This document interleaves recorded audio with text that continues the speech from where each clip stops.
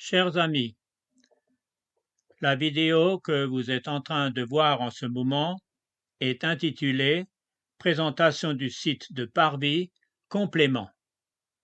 Effectivement, il existe une première vidéo intitulée Présentation du site de Parvis et si vous ne l'avez pas encore vue, je vous conseille vivement de la regarder d'abord. Sinon, vous aurez des difficultés à comprendre cette vidéo-là.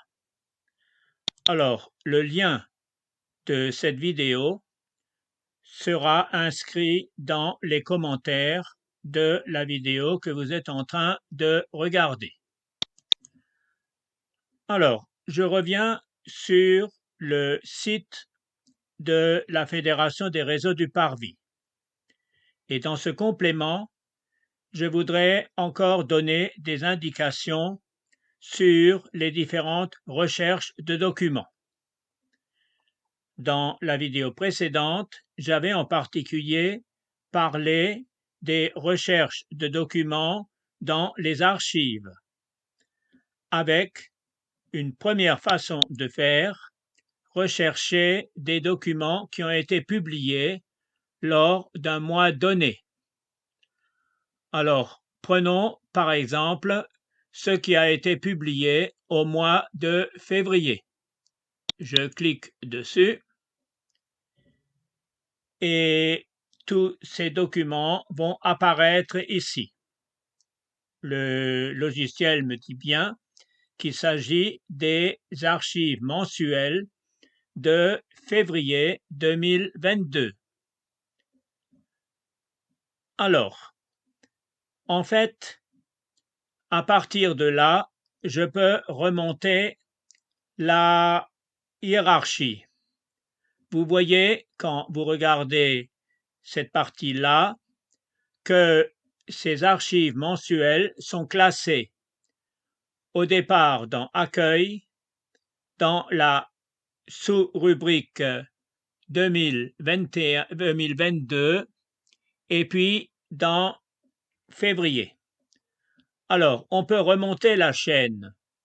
En particulier, si je mets le curseur sur 2022 et que je clique dessus, je vais arriver à partir de là donc aux archives annuelles 2022. Alors, la question qui se pose, c'est que moi je peux remonter cette chaîne, est-ce que je peux aussi la descendre? Malheureusement, le site lui-même ne met d'aucun secours à ce niveau-là. Il faut donc que j'essaye par moi-même. Alors, je vais faire ça de la façon suivante. Je prends l'adresse de la page qui est là, où vous remarquez que c'est réseauparvis.fr 2022. Alors, rentrons là-dedans et supposons que je veuille trouver les éléments du mois de février. Il suffit que je tape plutôt 02 slash et que je cherche. Aucune surprise, je retombe de nouveau sur les archives mensuelles de février 2022. Et d'ailleurs, je vois la structure Accueil 2022 février. Très bien. Alors, ça m'enhardit pour aller encore un petit peu plus loin. Alors, pourquoi est-ce que je ne trouverai pas ce qui a été publié le 11 février? Qu'à cela ne tienne. Je vais ici et je tape 11. Et donc 11 slash et je valide. Ah bah cette fois-ci ça ne marche pas. Qu'est-ce que cela signifie? Cela signifie que j'étais un petit peu trop gourmand et que je m'imaginais qu'il y avait un document qui a été publié le 11 février. Qu'à cela ne tienne, je vais revenir en arrière en enlevant de nouveau 11 février et je vais retomber sur les documents qui ont été fabriqués au mois de février. Alors, faisons un autre essai. Alors, y a-t-il quelque chose qui a été publié le 15 février? Alors, je mets 15 / et je valide. Ah ben cette fois-ci, j'ai de la chance, puisque il y a un document qui a été publié. Il s'avère qu'il y en a un seul, mais il y en a un. Alors, je pourrais y aller dans ce document.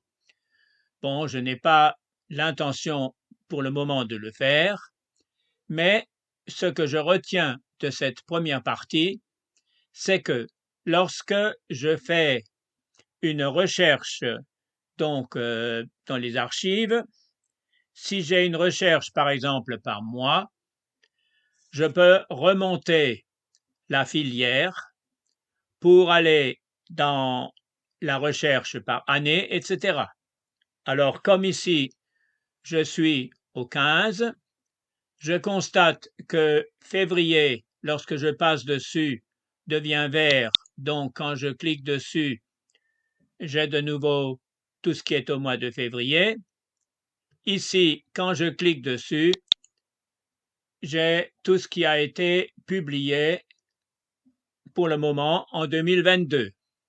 Et le bout de la chaîne, c'est accueil. C'est comme si je cliquais sur accueil au départ. Voilà. Donc, remonter une chaîne, c'est ultra facile. Descendre une chaîne, c'est hasardeux parce que je risque de tomber sur des éléments qui n'existent pas. Bon, là où je ne prends pas beaucoup de risques, c'est que quand je suis dans les publications annuelles, je vais dans les publications mensuelles, parce qu'il y a de très fortes chances que tous les mois, il y a quelque chose qui a été publié. Mais bien évidemment, pas nécessairement tous les jours. Voilà donc cette recherche donc au niveau des archives. Alors maintenant, question, ceci fonctionne-t-il aussi avec une recherche par mots-clés? Alors, je prends ce que j'avais déjà appris dans ma première vidéo, la recherche sur Chamon. Alors d'abord, une question de logique. Est-ce que, à partir de là, je vais pouvoir trouver directement ce qui se passe? Pas nécessairement. Pourquoi? Parce que le mot-clé peut référer à des articles qui se trouvent dans des dossiers assez différents. Alors, je regarde un petit peu. Le premier document que je trouve se trouve dans le dossier Nos communiqués. Si je clique là-dessus, ben j'ai le document. Si je cliquais là-dessus, j'aurai tous les communiqués. Celui-là, il se trouve dans le dossier Assemblée générale. Celui-là se trouve dans le document, dans le site théologie, etc. Et puis, il y en a même qui sont nulle part. Alors, pourquoi? Parce que ce n'est pas un article, ceci est une page, et les pages, elles, ne sont pas référencées par ces recherches-là. Voilà donc. Alors, je fais juste une petite démo pour vous montrer ce qui se passe. J'ai dit que ce document-là se trouve dans la rubrique Nos communiqués. Je clique donc sur Nos communiqués. Vous voyez que c'est là et que le dossier non communiqué est directement lié à accueil, c'est-à-dire que je n'arrive pas à remonter une hiérarchie ni à descendre une hiérarchie. J'arrive évidemment tout au début à la phase d'accueil. Donc, cette remontée dans la hiérarchie ne fonctionne pas pour les mots-clés. Alors maintenant, essayons de voir, donc en revenant à la page d'accueil, est-ce que ceci fonctionne donc au niveau des catégories elles-mêmes. Alors, prenons les catégories. Première chose que je constate, c'est qu'il y a des catégories dont le début de l'intitulé se trouve tout à fait à gauche. Et puis là, je constate que en dessous de dossier, il y a deux autres données, c'est-à-dire le cléricalisme et les femmes dans l'Église, qui sont légèrement décalées. Qu'est-ce que cela signifie? Cela signifie que ce qui se trouve dans le dossier cléricalisme, bon, pour le moment, il n'y a pas grand-chose, il y a une seule fiche. De même, ce qui est dans le dossier Les femmes dans l'Église, où il y a aussi une seule fiche, mais ceux-ci sont des catégories filiales, filles, ou donc descendantes, de la catégorie parente qui est dossier. Alors, regardez voir, là vous avez 1 et 1, et là vous avez 2. C'est-à-dire quand des catégories sont classées comme étant comme dépendants d'une catégorie parente, les documents en question, vous les trouvez non seulement dans les fichiers en question, mais vous les trouvez aussi dans le dossier parent. Je vais faire la démo. Je vais cliquer sur Dossier. Alors, je m'attends donc, d'après ce qui m'a été indiqué, je m'attends donc à ce que je trouve deux fiches. Bien sûr, aucune surprise à ce niveau-là. Je constate même que l'une des fiches se trouve dans le cléricalisme, l'autre dans les femmes et l'Église. D'ailleurs, ce qui est indiqué ici, c'est toujours la dernière partie dans la structure.